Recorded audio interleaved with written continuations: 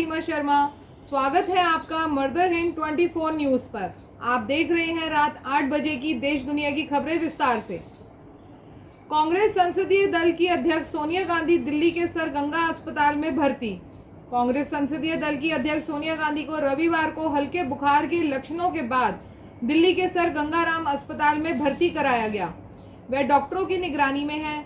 उनकी हालत फिलहाल स्थिर है। इससे पहले सोनिया गांधी 2023 में 2 बार अस्पताल में भर्ती हो चुकी हैं। वायरल श्वसन संक्रमण के इलाज के लिए उन्हें 12 जनवरी 2023 को दिल्ली के सर गंगाराम अस्पताल में भर्ती कराया गया था। 17 जनवरी 2023 को उन्हें अस्पताल से छुट्टी दे दी गई। 2 मार्च 2023 को बुखार के कारण सोनिया गांधी को दोबारा उसी अस्पताल में भर्ती कराया गया।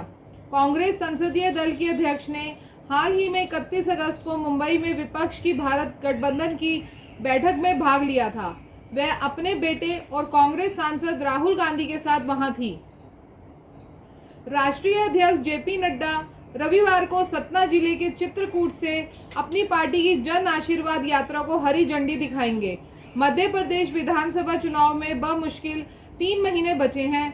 भाजपा के राष्ट्रीय अध्यक्ष जेपी नड्डा रविवार को सतना जिले के चित्रकूट से अपनी पार्टी की जन आशीर्वाद यात्रा को हरी झंडी दिखाएंगे। यात्रा विंध्य क्षेत्र से होकर गुजरेगी। भाजपा नेताओं ने कहा कि अगले सप्ताह राज्य के विभिन्न क्षेत्रों से ऐसी 4 यात्राएं निकाली जाएंगी। इन यात्राओं के माध्यम से भाजपा का लक्ष्य अपनी अन्य उपलब्धियों के अलावा पार्टी के नेतृत्व वाली केंद्र और राज्य सरकारों की कल्याणकारी योजनाओं लोगों तक पहुंचाना है। उम्मीद है कि प्रधानमंत्री नरेंद्र मोदी 25 सितंबर को भोपाल में रहेंगे। वो भारतीय जनसंघ के प्रमुख चेहरे स्वर्गीय दीनदयाल उपाध्याय की जयंती पर इन 5 यात्राओं के समापन के अवसर पर बीजेपी कार्यकर्ताओं को संबोधित करेंगे। अकाली दल INDI गठबंधन में शामिल हो सकता है, लेकिन शर्तों के साथ। जैसे जैसे लोकसभा चुनाव की लड़ाई की रूपरेखा तैयार हो रही है, भाजपा की पूर्व सहयोगी शिरोमणि अकाली दल फिलहाल खुद को ना तो सत्तारूढ़ दल के खेमे में पाती है और ना ही 28 विपक्षी दलों के INDI गुट में है।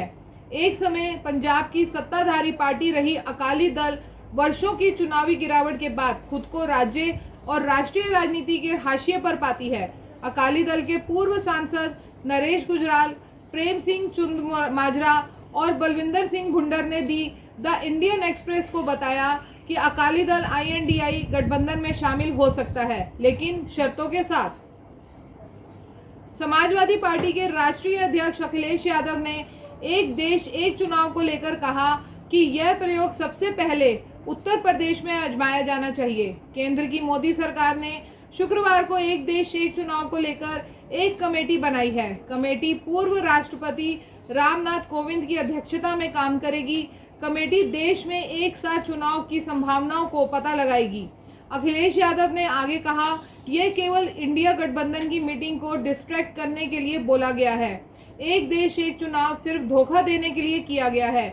यदि पूरे देश में एक साथ चुनाव हो जाएं, तो हमसे ज्यादा खुश और कौन होगा। एक ट्वीट में अखिलेश यादव ने लिखा, हर बड़े काम को करने से पहले एक प्रयोग किया जाता है। इसी के आधार पर हम यह सलाह दे रहे हैं कि एक देश एक चुनाव करवाने से पहले भाजपा सरकार इस बार लोकसभा के साथ साथ सरकार सबसे अधिक लोकसभा और विधानसभा सीटों वाले उत्तर प्रदेश में एक साथ चुनाव कराकर देख ले। राजनाथ सिंह सोमवार को जोधपुर से भाजपा की परिवर्तन यात्रा के तीसरे चरण को हरी झंडी दिखाएंगे। रक्षा मंत्री राजनाथ सिंह 4 सितंबर को राजस्थान के जैसलमेर जिले से भाजपा की परिवर्तन यात्रा के तीसरे चरण को हरी झंडी दिखाएंगे। पार्टी ने रविवार को कहा, यात्रा 18 दिनों में 2574 किलोमीटर की दूरी तय करते हुए जोधपुर संभाग के 51 निर्वाचन क्षेत्रों नागौर और अजमेर से होकर गुजरेगी। भाजपा की जोधपुर इकाई ने एक विज्ञप्ति में कहा कि इसका समापन 21 सितंबर को जोधपुर में होगा। यात्रा जोधपुर संभाग के 6 जिलों जैसलमेर, बाड़मेर, सिरोही, जालोर और पाली और जोधपुर के 33 निर्वाचन क्षेत्रों को कवर करेगी। यह नागौर जिले के 10 विधानसभा क्षेत्रों और अजमेर जिले के 8 विधानसभा क्षेत्रों से भी गुजरेगी। केंद्रीय सचिव की सैलरी के बराबर कैसे हो गया गोपाल मोहन का 1 रुपए का वेतन। सेवा विभाग ने शुरू की जांच। दिल्ली सरकार के डीडीसीडी में कार्यरत कार्यकर गोपाल मोहन का वेतन 1 रुपये महीने से कैसे केंद्रीय सचिव के वेतन के बराबर हो गया, इसको लेकर सेवा विभाग ने इस पर सवाल उठाते हुए इस मामले की जांच शुरू कर दी। सेवा विभाग जांच कर जल्द ही इस बारे में उपराज्यपाल को रिपोर्ट सौंपेंगे।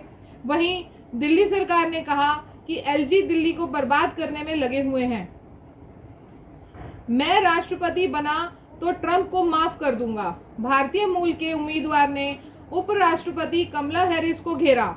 अमेरिका के अगले राष्ट्रपति बनने की रेस में शामिल रिपब्लिकन पार्टी के उम्मीदवार विवेक रामास्वामी लगातार अपने बयानों से चर्चा में बने हुए हैं।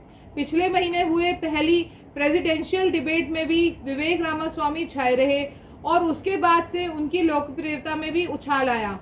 अब अपने एक बयान में विवेक रामास्वामी ने फिर कुछ ऐसा कह दिया जिसकी चर्चा हो रही है। दरअसल विवेक रामास्वामी का कहना है कि अगर वह राष्ट्रपति बनते हैं तो वह डोनाल्ड ट्रंप को माफ कर देंगे। भारतीय मूल के विवेक रामास्वामी ने एक टीवी शो के दौरान कहा कि अगर डोनाल्ड ट्रंप रिपब्लिकन पार्टी की तरफ से राष्ट्रपति पद के उम्मीदवार बनते हैं तो वह खुद उन्हें समर्थन देंगे। साथ ही अगर मैं राष्ट्रपति बनता हूं तो मैं उन्हें माफ कर दूंगा, क्योंकि इससे देश को एकजुट रखने में मदद मिलेगी।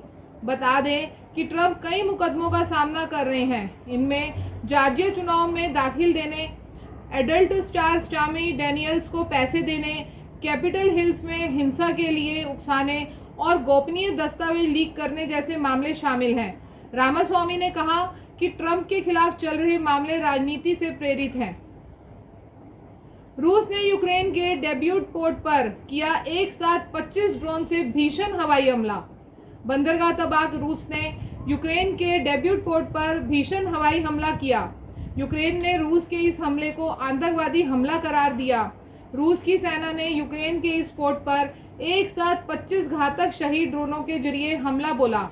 इससे पोर्ट में आग लग गई और 2 कर्मचारी घायल हो गए। रूस ने काला सागर में यूक्रेन के डेब्यू पोर्ट पर भीषण ड्रोन हमला किया। पुतिन की सेना ने एक साथ 25 ड्रोन से यूक्रेन के बंदरगाह को निशाना बनाया। इस हमले में डेब्यू पोर्ट पूरी तरह तबाह हो गया। इस दौरान 2 लोग बुरी तरह घायल हो गए। हमले के बाद यूक्रेन के रक्षा मंत्रालय ने एक्स पर ड्रोन अटैक की तस्वीरें शेयर की। यूक्रेन ने लिखा कि आज रूसी आतंकवादियों ने एक बार फिर यूक्रेन के बंदरगाह के बुनियादी ढांचे पर हमला किया। यूक्रेन ने इस दौरान 25 शहीद 136/131 लड़ाकू ड्रोन से बंदरगाह पर हमला किया, मगर यूक्रेन का दावा है कि इनमें से 22 ड्रोन को मार गिराया गया। हमले के बाद बंदरगाह में भीषण आग लग गई। हालांकि यूक्रेन ने कुछ ही देर में आग पर काबू पा लेने का दावा किया। दुर्भाग्य से बंदरगाह के 2 कर्मचारी घायल हो गए। बता दें कि यूक्रेन के अनाज सप्लाई करने वाले जहाजों द्वारा काला सागर की नाकाबंदी को धत्ता बताते हुए रूस ने इस डेब्यू बंदरगाह को निशाना बनाया। ओडिशा बंदरगाह पर भी रात भर हमले जारी रहे। यूक्रेन की वायुसेना ने रविवार तड़के कहा कि उसने दक्षिणी ओडिशा क्षेत्र पर रात भर के हमले के दौरान 22 रूसी ड्रोनों को नष्ट कर दिया। हालांकि 3 अन्य ड्रोनों ने उनके लक्ष्यों को निशाना बनाया, जिससे डेब्यूब नदी पर बंदरगाह के बुनियादी ढांचे को नुकसान पहुंचा और कम से कम 2 लोग घायल हो गए। एक देश एक चुनाव की तैयारी तेज। पूर्व राष्ट्रपति कोविंद से मिले कानून मंत्रालय के टॉप अधिकारी।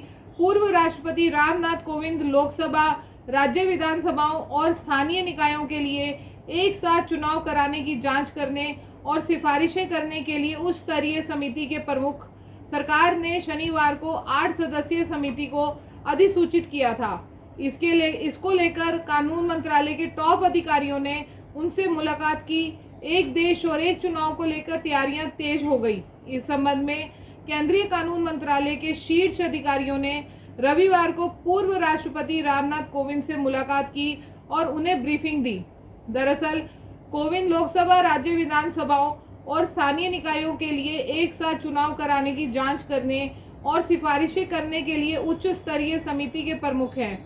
सरकार ने शनिवार को 8 सदस्यीय समिति को अधिसूचित किया था। मामले की जानकारी देते हुए कानून सचिव नितिन चंद्रा, विधायी सचिव रीता वशिष्ठ और अन्य ने रविवार दोपहर को कोविंद से मुलाकात की और समिति के एजेंडे के बारे में जानकारी साझा की। ओडिशा में 2 घंटे में 61,000 बार बिजली गिरी, 12 की मौत। मौसम विभाग ने जारी किया 48 घंटे भारी बारिश का अलर्ट। ओडिशा में 61,000 बार आकाशीय बिजली गिरने से 12 लोगों की मौत हो गई और 14 घायल हो गए। बिजली गिरने से मारे गए लोगों के लिए 4 लाख रुपए मुआवजे का ऐलान किया गया। मौसम विभाग ने चरम मौसम की स्थिति की चेतावनी जारी की और भारी बारिश होने की संभावना जताई। मौसम विभाग ने 7 सितंबर तक राज्य में चरम मौसम की स्थिति की चेतावनी जारी की। बंगाल की खाड़ी के ऊपर सक्रिय एक चक्रवाती परिसंचरण अगले 48 घंटों में कम दबाव वाले क्षेत्र में बदल सकता है और इसके प्रभाव में पूरे ओडिशा में व्यापक वर्षा होने की संभावना है। आईएमडी के बुलेटिन के अनुसार सप्ताह के अंत में बारिश की तीव्रता बढ़ने की संभावना है। इसी के साथ हमें दीजिए इजाजत। नमस्कार। आप देश दुनिया की ताज़ा खबरें देखने के लिए हमारी वेबसाइट www.mardahind.com को भी लॉगिन कर सकते हैं। आप हमें फेसबुक और इंस्टाग्राम पर भी फॉलो कर सकते हैं। धन्यवाद।